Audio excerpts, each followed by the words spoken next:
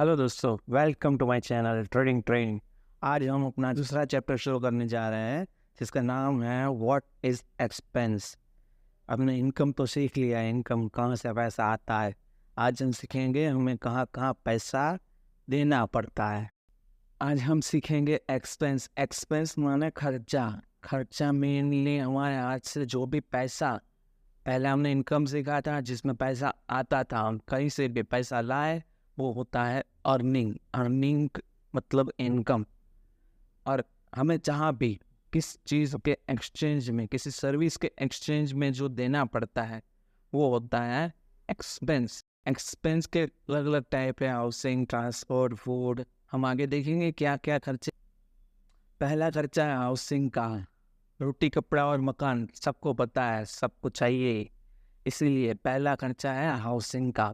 हम मकान अगर खुद का नहीं है तो रेंट देते हैं, और अगर खुद का है तो खुद के पैसे से तो दिया नहीं होगा, लोन लिया होगा, कुछ भी होगा, उसके लिए हमें मॉर्गेज पेमेंट करना पड़ता है। वो लोन का पेमेंट किया वो, ये हमारे इसी खर्चे में आता है। हाउसिंग के खर्चे में प्रॉपर्टी का टैक्स दिया, हम प्रॉपर्टी का इंश्योरेंस दिया, प्रॉपर्टी में कुछ भी मेंटेनेंस करना आया, वो सब इसी खर्चे में आता है, हाउसिंग खर्चे में।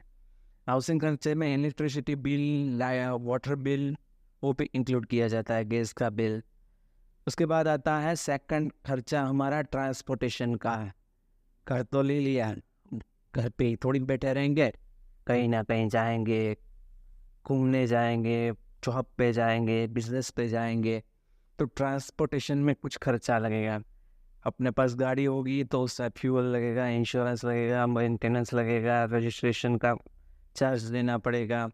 अगर गाड़ी नहीं है तो हम ऑटो से जाएंगे, ऑटो का भाड़ा देना पड़ेगा। ये सब खर्चे हम ट्रांसपोर्टेशन खर्चे में इंक्लूड करेंगे। उसके बाद आता है next, food and grocery. Food and grocery में हम अपने लाइफ को जीने के लिए हम जो भी खाने पीने की चीज़ें महीने के दरमियान लाते हैं, वो सब खर्चे फूड एंड ग्रोसरी में डाले जाते हैं। फूड में हम बाहर से कुछ खाना खाएं, वो भी हम फूड एंड ग्रोसरी में डाले जाते हैं, रेस्टोरेंट में जाएं। फिर आता है health and health care. Health and health care, ये खर्चा हम रेगुलर बेसिस पर होता है, कभी कभी अचानक हो जाता है, इसके लिए हम कई बार ये खर्चे के लिए हम थोड़ा बहुत सेविंग भी कर लेते हैं। इस खर्चे में मेनली आता है health insurance, doctor visit, medical. इसके बाद आता है एंटरटेनमेंट। Entertainment lessors. एंटरटेनमेंट में हम महीने भर यार काम करेंगे, थक जाएंगे, उसके बाद मूवी वगैरह होता है, रेस्टोरेंट वगैरह, खाना पीना, यार थोड़ा अपनी हॉबीज़ पे ध्यान देना भी होता है ना, हम सिर्फ काम ही थोड़ी कर पाएंगे, इसीलिए ये खर्चा आता है एंटरटेनमेंट एक्सपेंस। उसके बाद आता है पर्सनल केयर। हमें खुद का भी तो ध्यान रखना है।